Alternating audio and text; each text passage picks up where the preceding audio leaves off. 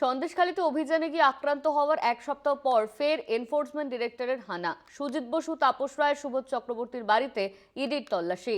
কেন্দ্রীয় এজেন্সির অভিযান ঘিরে শাসক বিরোধী রাজনৈতিক দলের তরজা। শীতে ব্যাগ গুছিয়ে রাখুন। কটাক্ষ শুভেন্দু, রাজনৈতিক উদ্দেশ্য প্রণোদিত পাল্টা কুণালের। যতই ২৪-এর ভোট যুদ্ধের সময় এগিয়ে আসছে, ততই যেন পাল্লা দিয়ে বেড়ে চলেছে কেন্দ্রীয় এজেন্সিগুলির তৎপরতা। রেশন দুর্নীতি কাণ্ডে সন্দেশখালীতে অভিযানে গিয়ে আক্রান্ত হওয়ার এক সপ্তাহ পর আবার বাংলায় ইডির তৎপরতা। শুক্রবার ভোরে মন্ত্রী সুজিত বসু, বিধায়ক তাপস রায়, প্রাক্তন পুরপ্রধান সুবোধ চক্রবর্তীর বাড়িতে হানা দেয় ইডি। শুরু হয়ে যায় রাজনৈতিক তরজা। শাসক দলকে তীব্র কটাক্ষ করেছে গেরুয়া শিবির। বিরোধী দলনেতা শুভেন্দু অধিকারীর প্রতিক্রিয়া, তথ্য পেয়েছে বলেই আজকের পুণ্য দিনে ভোর ভোর বেরিয়ে পড়েছে ইডি। ব্যাগ গোছাতে শুরু করুন, সঙ্গে শীতের জিনিসও রাখবেন। সুজিত বসুর পিএ সহ ওখানকার সাউথ দমদমের চেয়ারম্যান পাঁচুবাবু সহ যাদের জিজ্ঞাসাবাদ করা হয়েছে, বরানগরের চেয়ারম্যান সহ তাদের কাছে মেটেরিয়াল পেয়েছে বলেই এনফোর্সমেন্ট ডাইরেক্টরেট আজকের পুণ্য দিনে পুণ্য কাজ করতে ভোর ভোর বেরিয়ে পড়েছে। সুজিত বসু দক্ষিণ দমদম পুরসভাতে নিয়োগ দুর্নীতিতে সরাসরি যুক্ত। একাধিকবার আমি বা অন্যরা বলেছেন। প্রধান শুনতাম খেলা হবে খেলা হবে, আমাদের কবে হবে? এখন খেলা শুরু হয়েছে, খেলা চলবে এখন। এই যে দুর্নীতি রন্ধ্রে রন্ধ্রে ছেয়ে গেছে পশ্চিমবাংলায়, যারা করেছে তারা তো ছাড় পাবে না।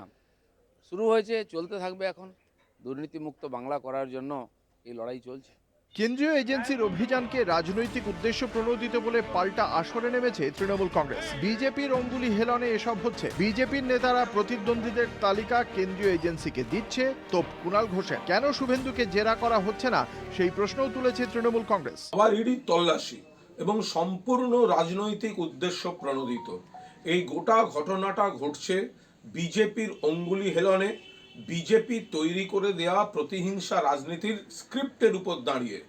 যেভাবে সুজিত বোস, তাপস রায়, সুবোধ চক্রবর্তীর বাড়িতে এই রেড হচ্ছে, তাতে পরিষ্কার বোঝা যাচ্ছে বিজেপি নেতারা তাদের প্রতিদ্বন্দ্বীদের লিস্ট এজেন্সির কাছে পৌঁছে দিচ্ছে এবং এজেন্সিকে দিয়ে তারপরে একটা নেগেটিভ মহল তৈরি করার জন্য। বিজেপি পারছে না লড়তে, বিজেপি হেরে যাচ্ছে, বিজেপি হেরে গিয়েছে, তাই তারা ব্যবহার করছে কখনো সিবিআই, কখনো ইডি, কখনো এনআইএ এজেন্সিগুলি দিয়ে হ্যারাস করছে।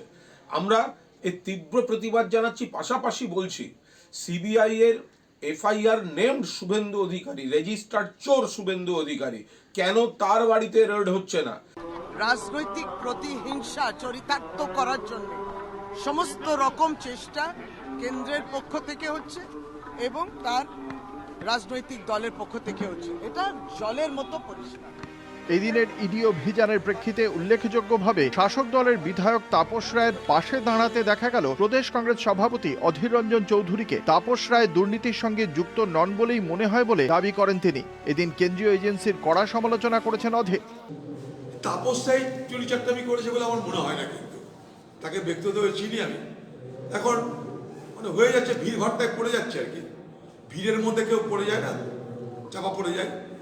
তাপস রায় ঠিক এই ক্যারেক্টারের লোক বলে আমি মনে করি না। তাপস রায় কি এইরকম চোরটা বলে আমার ঠিক বিশ্বাস হচ্ছে না। এখন চোরদের সঙ্গ থাকলে এগুলো কিছু তো করার নাই। চোরের সঙ্গ লন্ড, চোরের সঙ্গ থাকতে গেলে চোরের বদনাম নিতে হবে। সঙ্গ দোষে কিছু হলে আলাদা কথা। তাপস রায়কে আমি যতটুকু জানি, তাপস এই ধরনের দুর্নীতি করার মধ্যে সম্ভবত থাকার সম্ভাবনা কম, এটুকু আমি বলতে পারি। সব মিলিয়ে পৌষের শীতের সকালে ইডির অভিযান ঘিরে তপ্ত হয়ে রইল বঙ্গ রাজনীতি। কলকাতা টিভি।